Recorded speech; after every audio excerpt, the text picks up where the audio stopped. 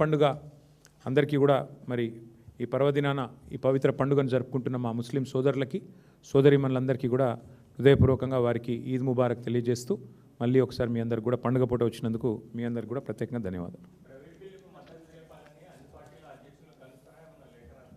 అందరికీ ఇప్పుడు ఓపెన్గా అపీల్ చేస్తున్నాము. తప్పకుండా అవసరమైతే అందరికీ లేఖలు కూడా రాస్తాము. మంచి సజెషను తప్పకుండా లేఖలు కూడా మా పార్టీ నుంచి రాస్తాం. ఇట్లా ప్రైవేట్ మెంబర్ బిల్లు పెడుతున్నాం. ఇంకొకటి మీకు కూడా క్లారిటీ ఉండాలి, ప్రైవేట్ మెంబర్ బిల్ పాస్ అవుతుందా, అలౌ చేస్తారా? ఇదివరకు చేసిరు. మరి ప్రభుత్వానికి సంస్కారం ఉంటే, ప్రభుత్వానికి చిత్తశుద్ధి ఉంటే, సంస్కారం కంటే ఎక్కువ చిత్తశుద్ధి అవసరం, ప్రజల మీద ప్రేమ ఉంటే మీరు పెడతలేరు. మీరు పెట్టిన ఫైల్ సంతకం ఎడబెట్టినో మరి ఎడవైందో ఫైల్ దొరకలేదు కాబట్టి అదే ఆటంకమైందేమో. మరి మీకు ఫైల్ దొరకలేదు కాబట్టి మేము పెడుతున్నాం. మరి మీకు చిత్తశుద్ధి ఉంటే, కాంగ్రెస్ పార్టీకి నిజంగానే సిన్సియారిటీ ఉంటే వెంటనే మద్దతు ఇవ్వాలి, బిల్లు పాస్ అయ్యేందుకు సహకరించాలని కోరుతున్నాం.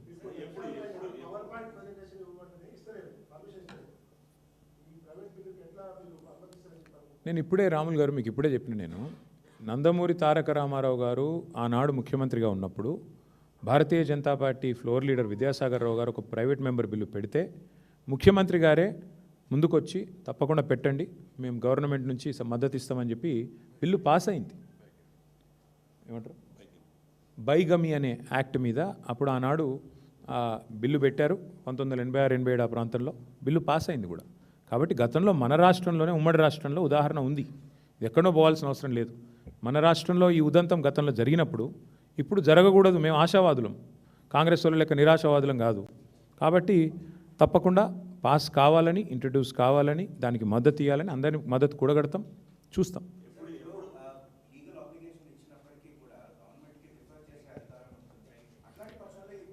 స్పీకర్ గారికి ఉంటుంది. నో అసెంబ్లీ అల్టిమేట్గా you have to remember one thing. Ujjwal, ఈ ప్రామిస్ చేసింది నేను కాదు, మీరు కాదు.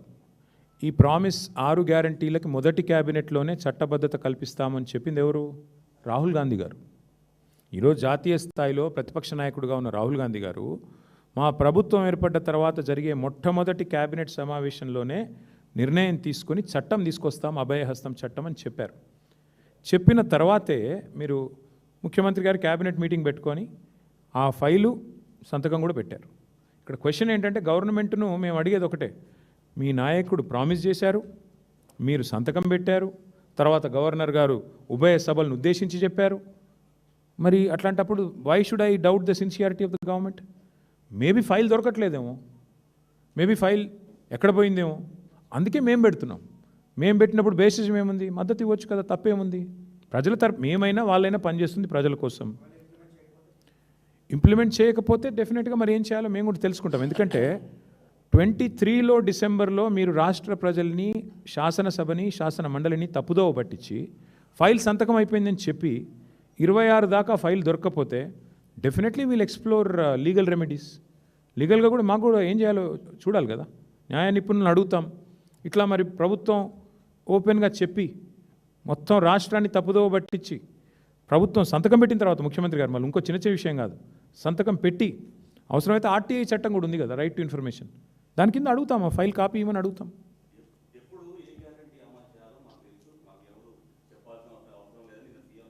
అంటే మేము సీఎం గారిని మేమేమి ఫలానా రోజు అమలు చేయండి, ఫలానా ముహూర్తానికి అమలు చేయండి అని మేము అనట్లేదు, వారు చెప్పింది అడుగుతున్నాం. 100 రోజుల్లో నెరవేరుతుంది ప్రతి గ్యారంటీ, ఇది కాంగ్రెస్ స్లోగన్. మొదటి క్యాబినెట్లోనే 6 గ్యారంటీలకు చట్టబద్ధత, ఇది రాహుల్ గాంధీ మాట. మేము అడుగుతున్నది మీరు చెప్పింది అమలు చేయమనే కదా, మేము చెప్పేది కాదు కదా. ఈరోజు ముఖ్యమంత్రి గారు కనుక బహిరంగంగా అశోక్ నగర్కి వచ్చి చర్చ పెడతారా? సెక్యూరిటీ లేకుండా అశోక్ నగర్కి వచ్చే పరిస్థితి ఆయనకు లేదు, కానీ వచ్చిండు అనుకో. ఒకటి మాత్రం వాస్తవం, ఈరోజు ఏ రాష్ట్రంలో ఏ రచ్చబండకు పోయినా, ఏ ఊరికి పోయి చర్చ పెట్టినా రాష్ట్ర ప్రజలు చెప్తారు, నేనో మీరో కాదు కదా విజయ్ గారు, రాష్ట్ర ప్రజలు తెలుస్తారు ఎన్ని అమలైనాయి, ఎన్ని కాలేదు అని. ఒకటి తప్ప అన్నీ అమలు అంటున్నారు. నేను అంటున్నా ఒకటి తప్ప ఏది అమలు కాలేదు నేను అంటున్నా. ఒకటి కూడా కాదు, అది అర. మహాలక్ష్మిలో ఒక అర మాత్రం అమలైంది, ఏది? ఆ ఫ్రీ బస్సు. అది తప్ప ఏం అమలైంది ఈ రాష్ట్రంలో? 2500 అమలైందా? 4000 పెన్షన్ అమలైందా? 6000 దివ్యాంగులకి అమలైందా? ఏది అమలైంది? ఎక్కడ అమలైంది? విద్యా భరోసా కార్డు అమలైందా? రైతులకు 15,000 రూపాయలు అమలైందా? ఇవన్నీ వారి గ్యారంటీలో ఉన్నాయే కదా. చట్టబద్ధతాన్ని ఎందుకు మేము ఇంత నొక్కి వక్కానిస్తున్నాం, ఎందుకు ఇంత పదే చెప్తున్నామంటే, ఈ సెక్షన్స్ అన్నిటికీ రాష్ట్రంలోని 1,68,00,000 మంది మహిళలకి, అట్లాగే రాష్ట్రంలో 70 లక్షల మంది రైతులకి, రాష్ట్రంలో ఉన్న 25 లక్షల పైచిలకు విద్యార్థులకి అందరికీ చట్టం ద్వారా ఒక హక్కు వస్తుంది. ఆ హక్కు ద్వారా గవర్నమెంట్ గల్లాబట్టి నిలదీసి డబ్బులు ఇస్తావా చస్తావా, ఇవ్వకపోతే కోర్టుకు పోతే కోర్టు మొట్టికాయలేసి చట్టం చేసినావు కదా ఎందుకు ఇవ్వవు. ఇప్పుడు ఒక ఉదాహరణ విజయ్ గారు, ఇప్పుడే ఇక్కడ గోషామహల్ నుంచి కొంతమంది ప్రజలు వచ్చారు, సోదరులు వచ్చారు. అన్న మా భూమి పోతుంది, ఉస్మానియా హాస్పిటల్ ఏదో కొత్తది కడుతున్నారు, మా ఇండ్లు గుంజుకుంటున్నాను వచ్చిండ్రు ఒక 20-30 మంది. వారు మా లాయర్లకు కల్పించినాం మేము లీగల్ సెల్కి. వారికి ఏం చెప్పాము తెలుసా, అమ్మ మీకు చట్టం ప్రకారం ఇంత కాంపెన్సేషన్ రావాలి అని చెప్పాం. ఇలా చట్టమే లేకపోతే 2013 భూసేకరణ చట్టమే లేకపోతే వాళ్ళకి ఎవరు దిక్కెవరు ఈ దేశంలో? గవర్నమెంట్లు ఇష్టం వచ్చినట్టు చేస్తాయి కదా. అందుకే చట్టం చేయాలంటున్నాం. ఆ చట్టమే లేకపోతే ప్రజలను ఇష్టం వచ్చినట్టు బురిడి కొట్టించే పార్టీలు ఉన్నాయి కాబట్టే చట్టం చేయాలంటున్నాం. మీకు చట్టం వాళ్ళు చేస్తలేరు కాబట్టే మేము చేస్తున్నాం. చేసి ఆ చట్టం మేము చట్టసభలకు ఇవ్వలేపు అర్థం లేకుండా పోయింది విజయ్ గారు. చట్టసభలు అంటే ముఖ్యమంత్రి గారు బూతులు మాట్లాడే సభ, చట్టసభలు అంటే ముఖ్యమంత్రి గారు హుంకరించే సభ, చట్టసభలు అంటే స్పీకర్ గారు మేము మాట్లాడుతున్నప్పుడు ఆయన ముఖం మాత్రమే కనబడేటట్టు చేసే సభ, ఇట్లా అయిపోయింది ఇవాళ. అందుకే చట్టాలు చేయాల్సిన శాసనకర్తలు చేయాల్సిన పని మేము చేస్తున్నాం. ప్రభుత్వం చేస్తలేదు కాబట్టి శాసనసభ్యులుగా శాసనాలు చేయాలి కాబట్టి, చట్టాలు చేయాలి కాబట్టి, మా పార్టీ బాధ్యత గల ప్రతిపక్షం కాబట్టి మేము చేస్తున్నాం. ప్రజల తరపున ముందు పెడుతున్నాం. ఇవాళ ఆమోదిస్తారా ఆమోదించరా నేను ఇప్పుడే ఎందుకు చెప్తా కానీ ప్రజలు అన్నీ చూస్తారు. Thank you. మరి గ్యారంటీల గారడీ చేసి టోకున మొత్తం 4 కోట్ల మందికి టోపీ పెట్టారు. అందుకే మేమేమనుకున్నామంటే మరి మీకు కొన్ని వాస్తవాలు చూపెట్టాలి, ఆ తర్వాత లీగల్ సెల్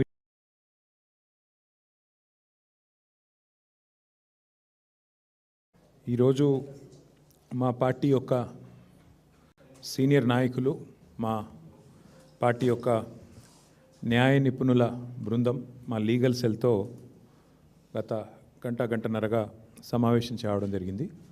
పెద్దలు మాజీ పార్లమెంట్ సభ్యులు న్యాయవాది వినోద్ కుమార్ గారు, గౌరవ ఎమ్మెల్సీ డాక్టర్ శ్రవణ్ గారు, వారు కూడా న్యాయవాది, అట్లాగే మరి మా సోమా భరత్ గారు, మోహన్ రావు గారు, మాజీ advocate general Shri BS Prasad గారు, వీరందరితో కూడా ఇప్పటిదాకా సమావేశం కావడం జరిగింది ఏమంటే మరి కోటి కోసం కూటి తిప్పలు అంటారు కదా, అట్లాగే కాంగ్రెస్ వాళ్ళవి మాత్రం ఓటు కోసం కోటి మోసాలు అన్నట్టుగా వ్యవహారం నడుస్తూ ఉంది.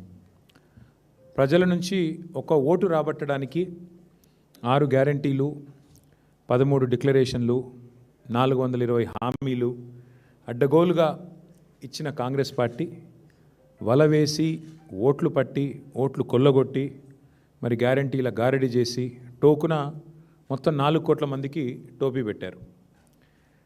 అందుకే మేమేమనుకున్నామంటే మరి మీకు కొన్ని వాస్తవాలు చూపెట్టాలి, ఆ తర్వాత లీగల్ సెల్ మీటింగ్ ఎందుకు పెట్టుకున్నాము ఇవన్నీ కూడా చెప్పాలని చెప్పి అనుకున్నాం.